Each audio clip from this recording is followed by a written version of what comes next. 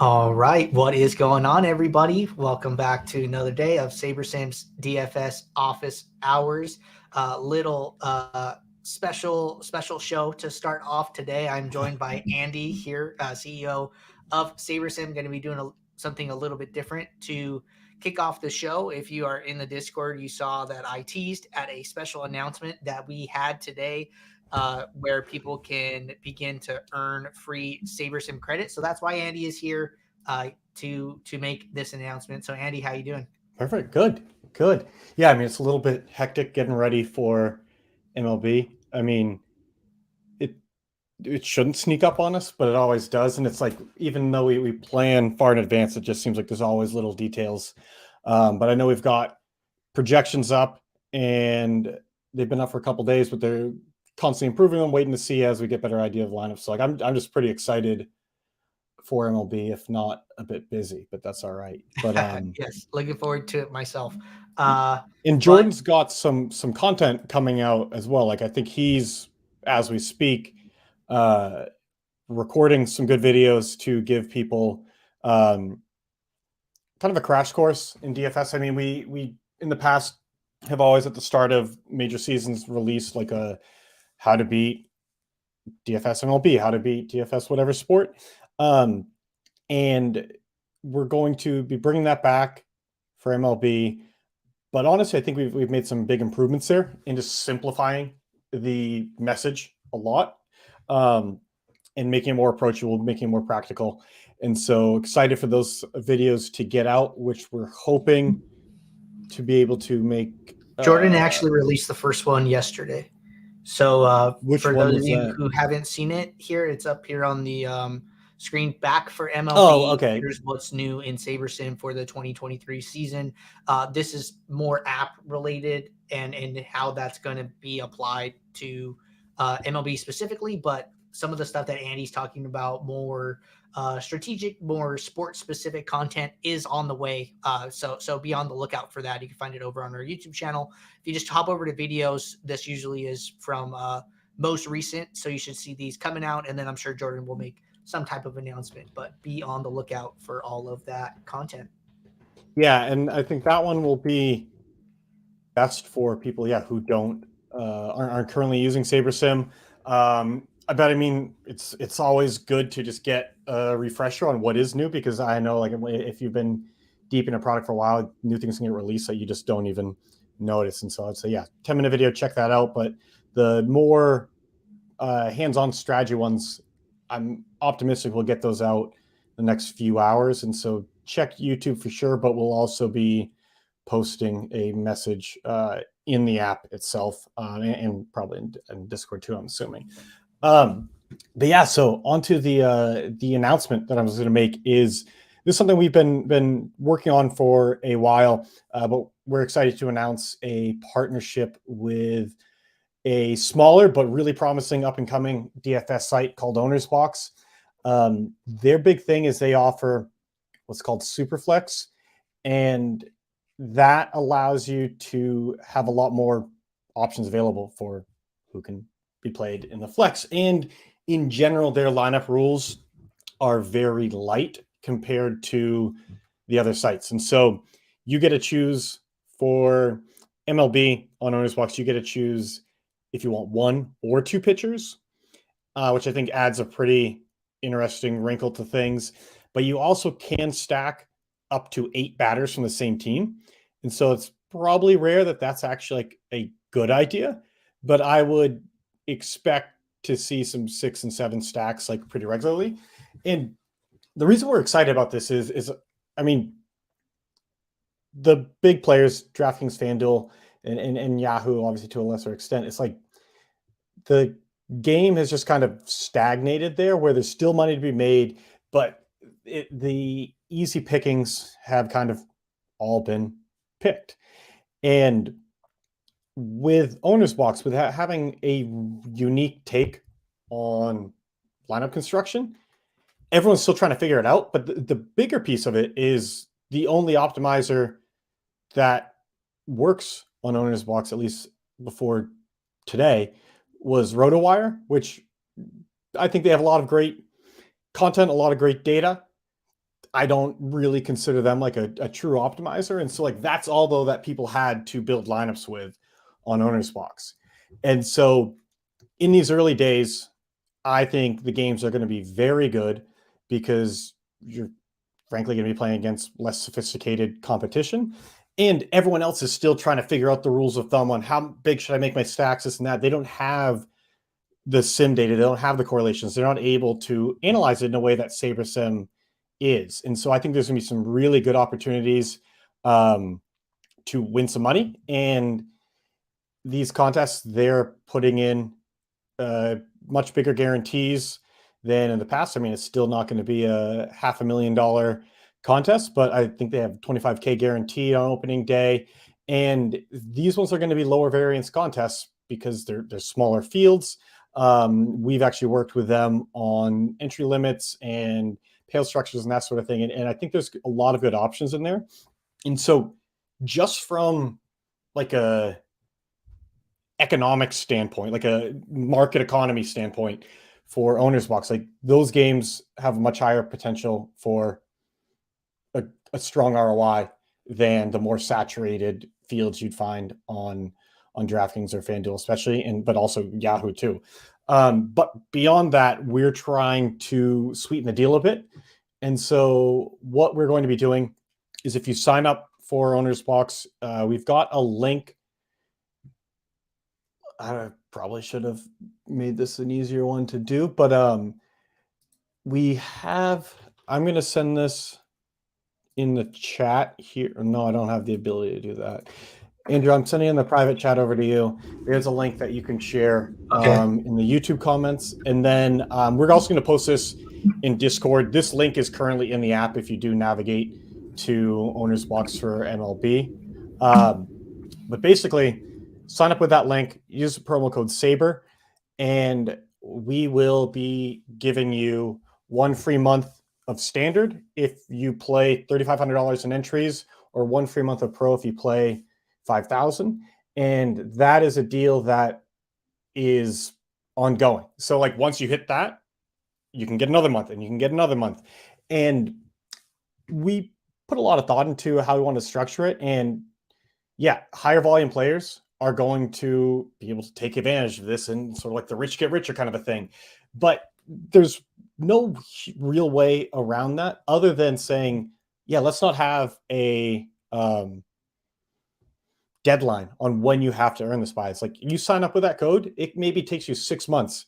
You're playing $20 a day, something like that. It might take you a while to get that free month, but keep playing and like we will give that to you. We're not trying to have this be a promotion that only the real heavy grinders are getting. We want it something that like anyone can work towards to get that free credit. And Andrew's actually asking me some questions about the logistics of it. Probably should have figured out like a cleaner way of like offering it. But what I would assume right now is once you hit the $3,500 in entries, it's going to be updated daily. Someone from our team will just reach out and say, hey, you've earned 1 free month of standard. Like, do you want us to credit that to your account now? Or do you want to go for pro? And it's not as though like you're going to be like locked into that. You can change your mind down the road, but that's really how we'll do that, which you decide which one you get. And then, yeah, like if you are playing decent volume, you could just use SaberSim for free indefinitely, as long as you're playing over there. So using the promo code SABER, you'll be eligible for that. You'll be able to take part in the big overlay tournaments, and you'll also get that deposit match of $500. We're going to be having some content kind of digging into strategy there a bit more, but really, given that it's such an untapped market, I would just emphasize like keep it simple.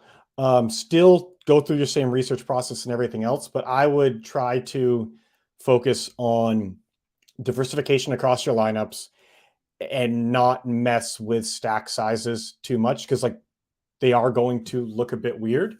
And so before you just write those off, I would be more open to that and focus more on just making sure you've got exposures to the stacks themselves, the teams that you're looking for in the one-offs and all of that.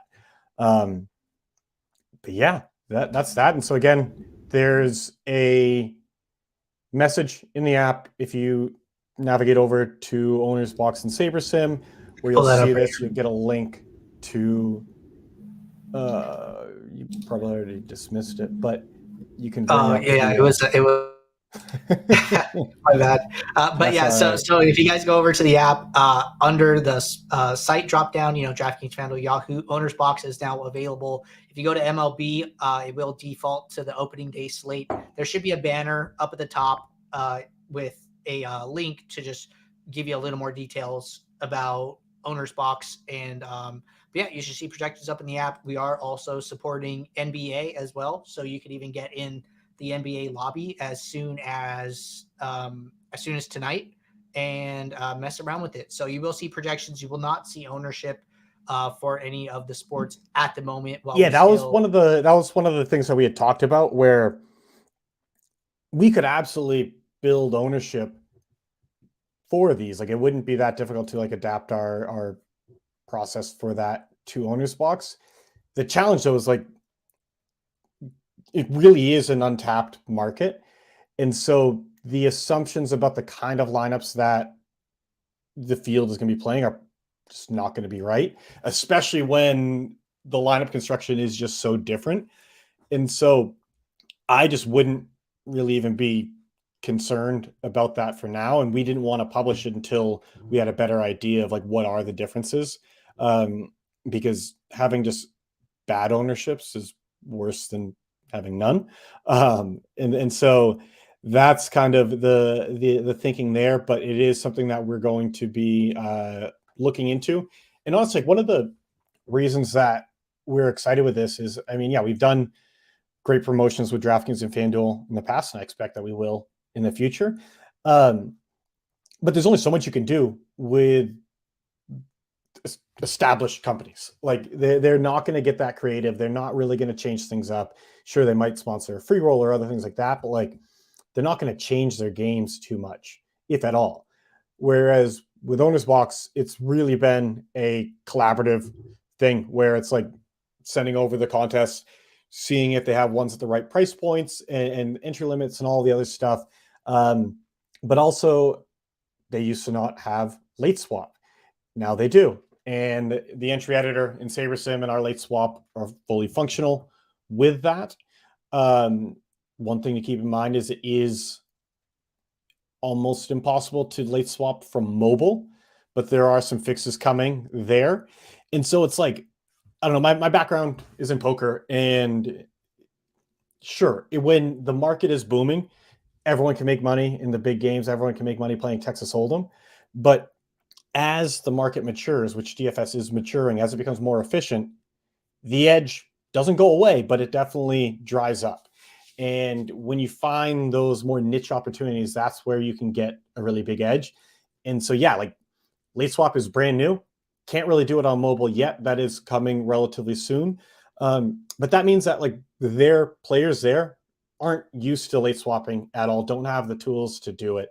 And so there are going to be some things you're going to have to kind of navigate around, but everyone else is, and you're going to have the best tools available to do that. So the way I look at it is, if you are building up a bankroll, I think there's a pretty strong argument, at least for the first few days when they are juicing up the prize pools a bit, I would just play on OwnersBox. If you are already playing good volume on DraftKings and or FanDuel, I would consider adding this. For MLB especially, like NBA, I can understand not wanting to sort of lose focus of your, like, you have a few $1,000s in entries on DraftKings, you're probably not going to want to add a few hundred on OwnersBox or on FanDuel, like, or on another site in general, when you have to be managing late swap like that. But for MLB, late swap is important. George's going to talk about that in the video coming out today, but it's just not nearly as much of a pain in the ass as is with NBA. But so I feel like that's, and Andrew, you've messed around with it a bit, right? Yes, I have, and the late swap worked pretty smooth. They have it says global swap But from there, you could upload your CSV and it all works very smoothly. Yeah, and they did tell me that for mobile, they're doing the like what I guess we consider a global swap of just like a quick swap of replace all of player A with player B. Like that is something that they do have planned. And that's the cool thing is like, yeah, there's some spots that are rough around the edges, but like they're aware of that and working faster than I've seen any of the other sites work in a very long time.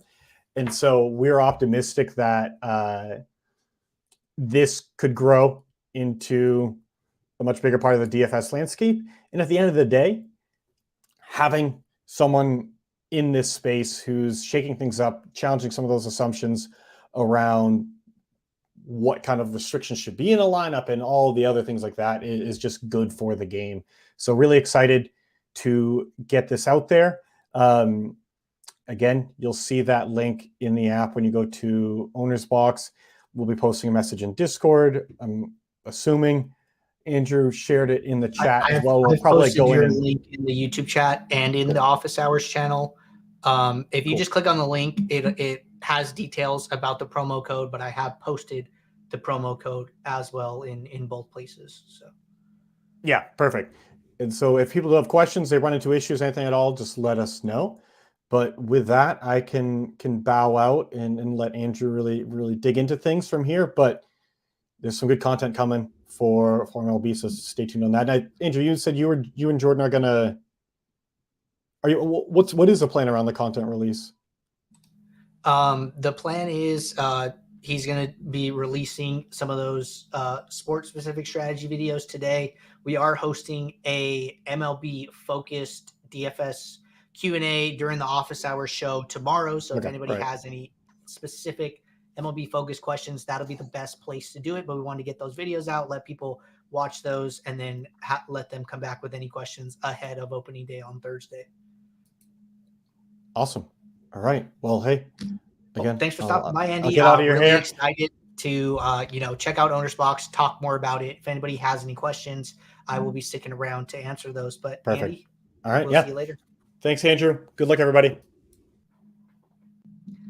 All right. Well, I hope you guys enjoyed that announcement.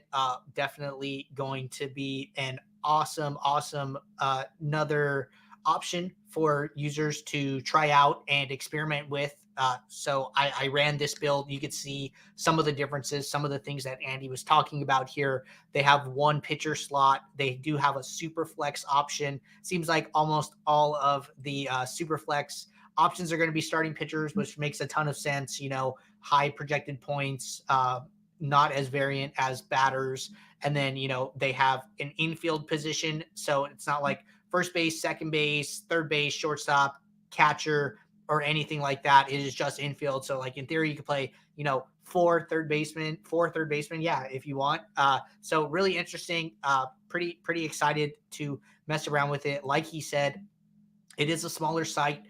We are the only fully functioning optimizer supporting OwnersBox. So I think that in and of itself is a huge edge here. Haven't seen Fantasy Cruncher have support for this. Haven't seen other optimizers have support for this. They're ramping up the tools to begin MLB here. So I think that, prior to this, price pools might have been a little bit smaller, and a lot of people didn't see the reasons to build their own stuff to go and play on these sites, right? But as prize pools start to get bigger, they're running a 5K to first on Thursday. I think that, the opportunity is going to be there. We're hoping to have a lot of our customer base move over and try it out and take advantage of those lobbies. So if you guys have any OwnersBox specific questions, just let me know.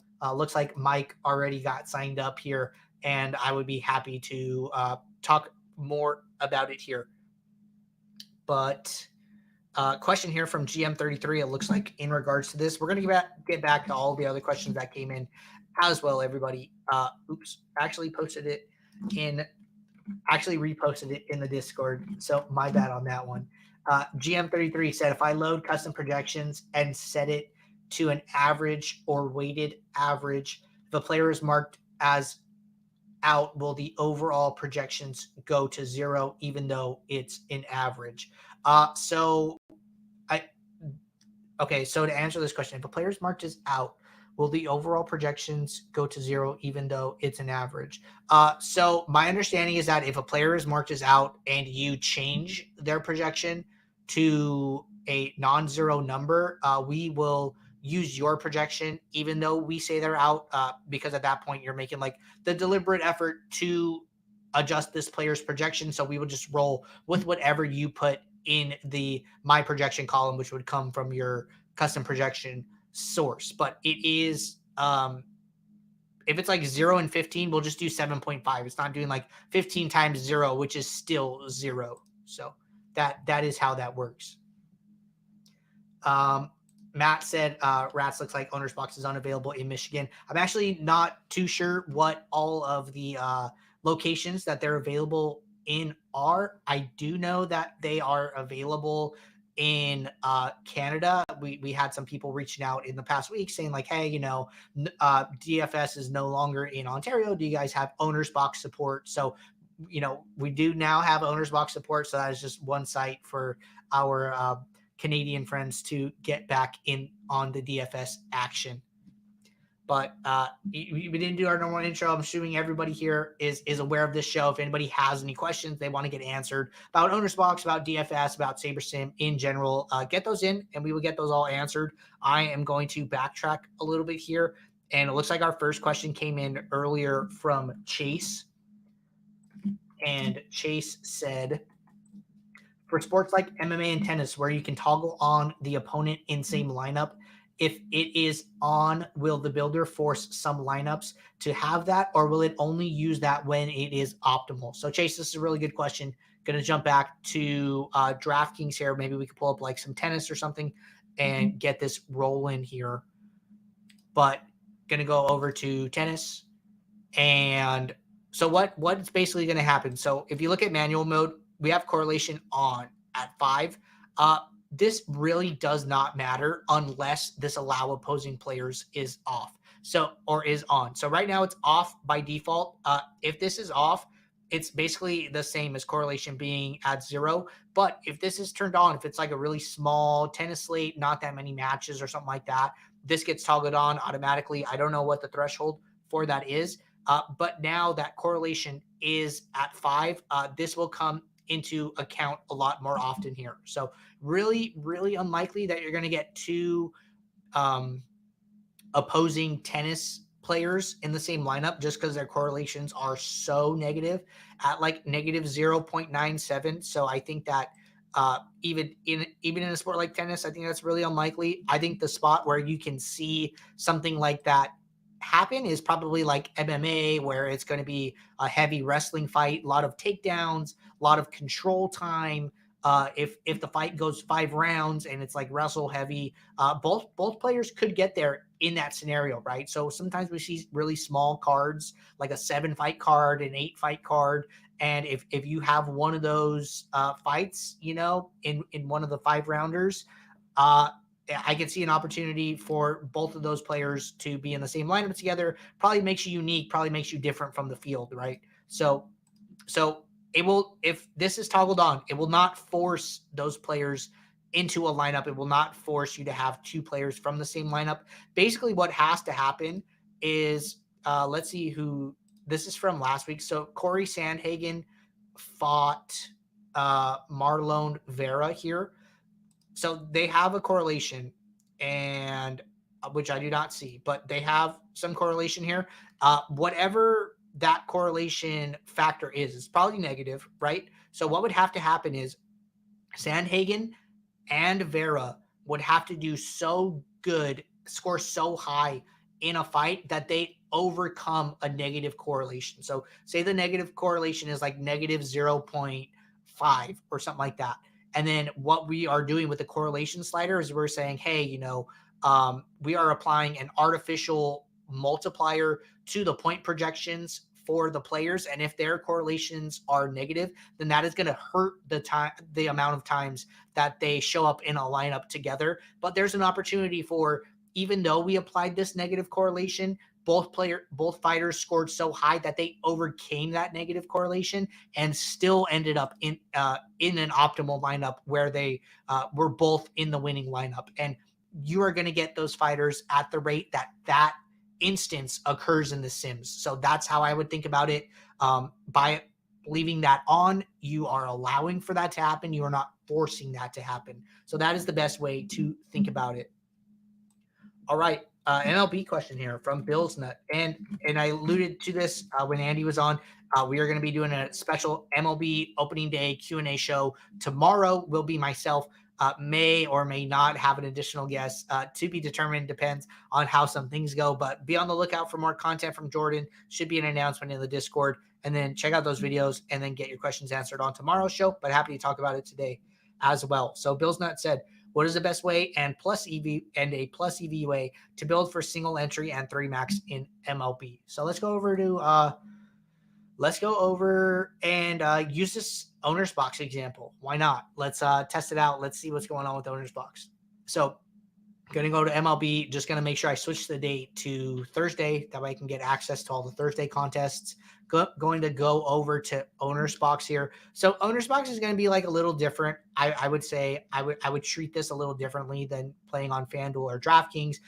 Smaller, ownership data is going to be very interesting to start. So basically what Andy was kind of alluding to is like, this is a smaller site. This is a site where a lot of the top players are not playing because they don't have a lot of optimizer support at the moment. So we're going to be like the first major optimizer to support them. So, ownership is going to be probably not the most reliable at the moment. So what you should be doing in my opinion, and on OwnersBox specifically, is optimizing for upside here.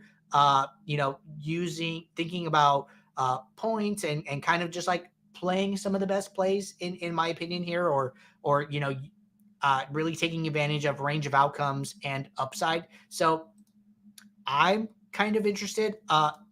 So just so you guys know, if you pull up the SaberScore 2.0 formula here, when there is no ownership, all this is going to do is basically zero out. So it's like a sum formula here. Imagine like there's like parentheses here. So it's 0.4 times projection, 0.6 times percentiles plus a negative ownership weight. Since there's no ownership, this part of the equation will just be zero. So your lineups are going to be focused on an aspect of mean projection plus an aspect of upside here, which is for this specific slate and contest size, it is a 95th percentile weight, but that does change based on the type of contest you're playing and the size, right? So a lot of these contests you're going to be playing on OwnersBox are going to be in like the 1K to 10K entrance range. So just know that we are still, when you're using the SaberScore 2.0 formula, we are still grading based on projection, based on upside, but we are just not accounting for ownership here. So all your lineups are really focused around upside and high scoring outcomes. I think that's totally fine, especially on OwnersBox, right? So I would say if you're building single entry, 3 max, let's just change this to 3 max here. I would always do a couple things. I always like to start broad. Start wide and kind of focus in. Don't go straight to, an individual player or an individual like pitcher. I kind of like to look at a lineup or a lineup set from a wide angle and kind of work my way down, right? So the first thing I do is probably come in and look at the stack types. What stacks am I getting? What stacks are the most popular in my pool? I think that, OwnersBox is going to be different. Like Andy said, you can stack up to 8 players from one individual team here. So we have 2 6 stacks and we have 1 5 stack here. I'm going to be using pool percentages here as a good indicator. I think that, let's say that this lineup was generated and in my top 3 lineups, one of my lineups was a 2 stack. And then I go and look at my pool, and there's actually only 1 single 2 stack in my 500 lineup pool. And it just so happens to be in one of my top 3 lineups. I might not feel comfortable with that. That might be too much variance for me. So I might just go in and get rid of that 2 stack and then ultimately not play that lineup here. So I would probably just zero that out. I'm totally okay playing the 6 and 5 stack here. Pretty high pool percentages here, both over 10%. Actually, the two highest pool stack types in my set here. So totally okay with that. I think that's great. Probably go and look at team stacks. What teams am I stacking? Boston's kind of interesting here. I'm interested to see what Boston is. So Boston is a 6 stack here, but we only have, like less than 4% Boston stacks total here. And then there are a lot of other team stacks that we are kind of missing here. So interested, I might be open to mixing some of this up here with the teams that I'm stacking. I would check out your pitchers, see what pitchers you're stacking, see who's in your super flex. We love Ohtani here, so I think that's totally fine. Some of the other concepts from other sports still play a role here. Min uniques. There are 4, 7, 9 total players in this lineup here. We've talked about, the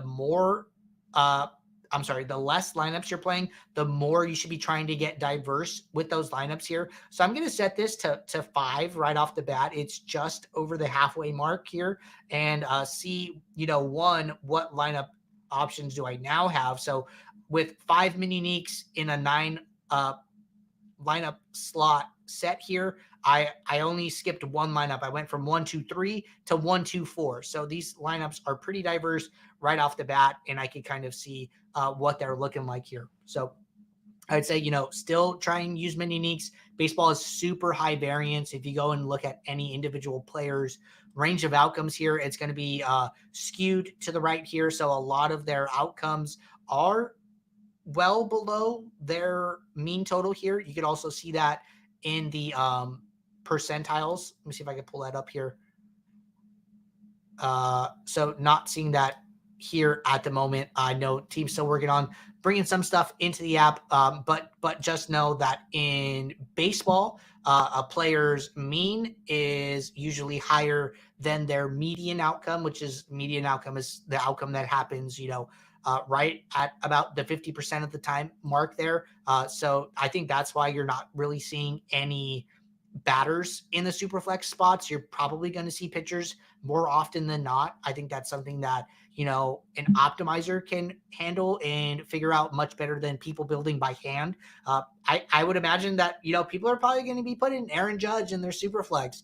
People are going to be putting, these like hot home run type hitters, but those guys are still super variant. So I would listen to what the optimizer is saying about some of the roster construction aspects of these lineups on this new site. But those are some of my thoughts on, different things to look at: start wide, stack types, team stacks, get into your pitchers. You could get into some of your hitters as well. Not something I'm like super concerned about. I would say, manage your exposure to hitters more than anything. I think that, we talk about how high variance these guys are. Maybe you don't want to play any batter, 100% of your lineups, right? So go and check that out. But we're not even playing any pitchers in 100% of our 3 lineups as well. So just some general thoughts, plenty of more time to answer baseball questions here.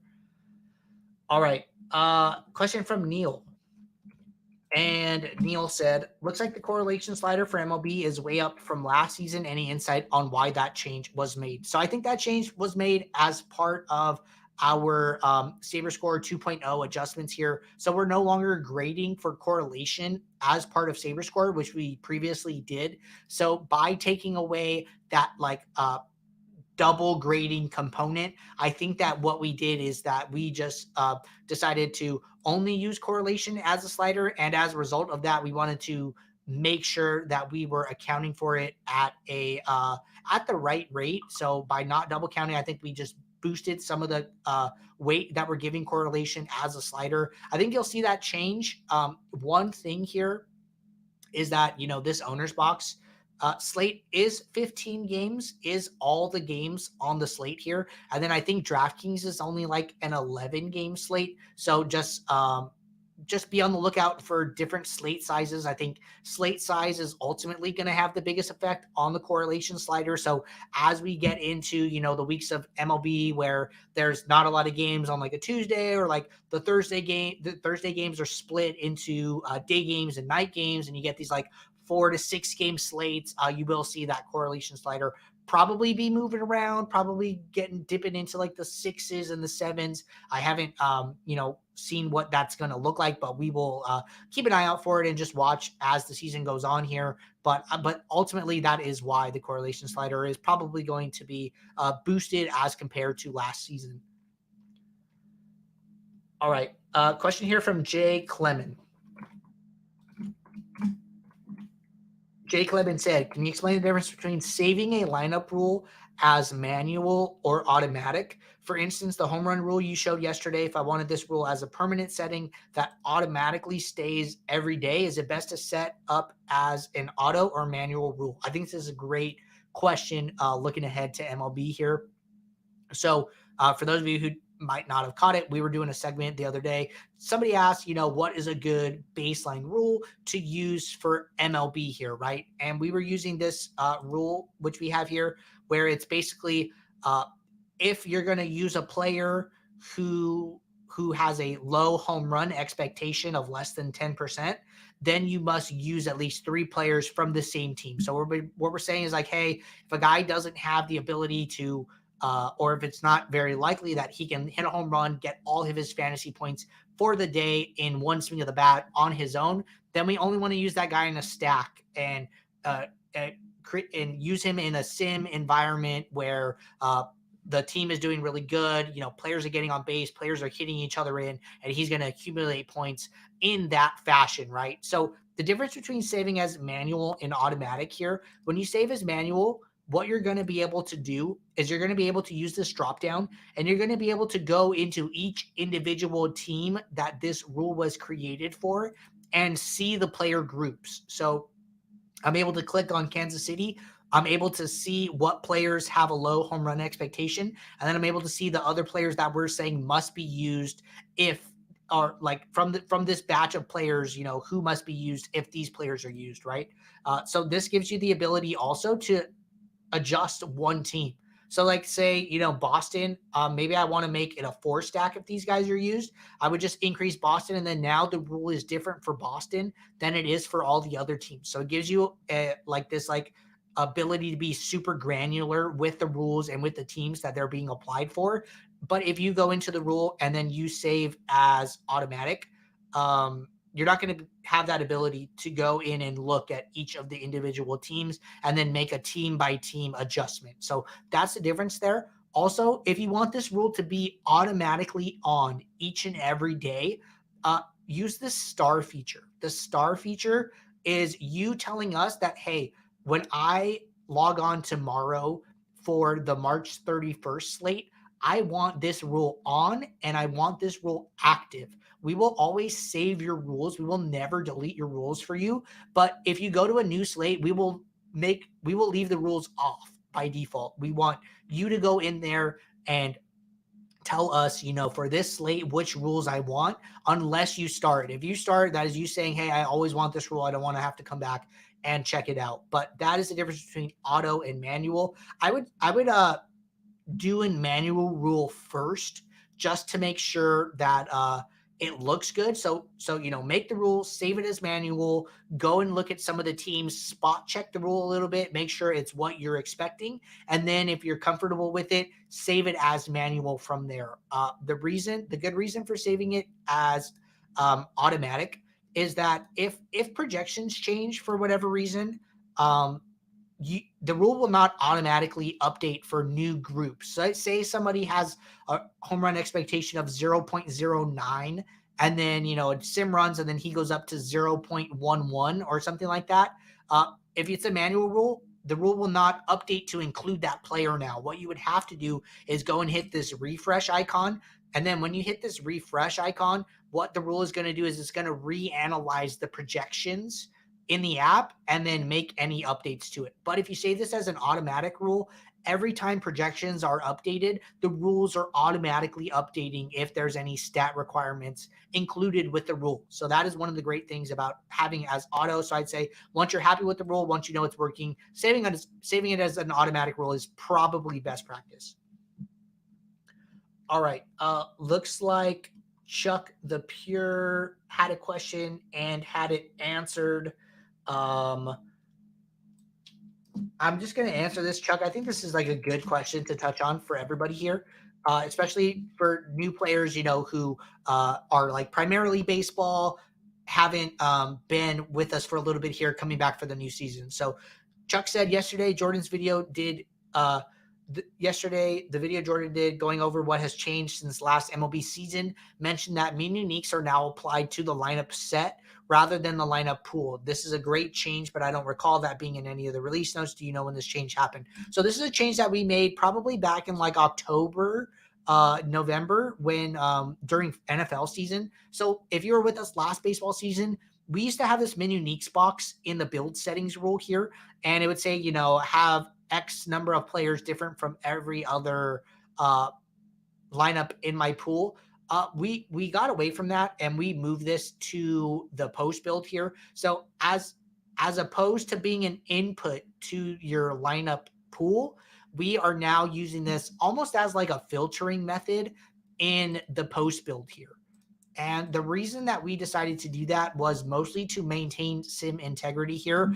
We could generate a lineup from the sims, but if that lineup didn't have enough players different from it based on that build setting, we would have to go in and alter these lineups, and that would ultimately affect the sim integrity here. By doing it in the post build, what we are doing is we are letting the sims build the lineups that it wants to build, and then based on whatever you set this number to, we are then going to go and find lineups from the pool that meet this criteria. So if you set mini uniques to 3, we have to, instead of using lineups 1 through 20, we have to use a combination of lineups from 1 through 31 here to get to that outcome or that requirement here. But instead of altering lineups, all we are doing is skipping lineups, excluding lineups, and then going into your pool and then finding lineups that meet that criteria. So you're getting all lineups that the builder built without any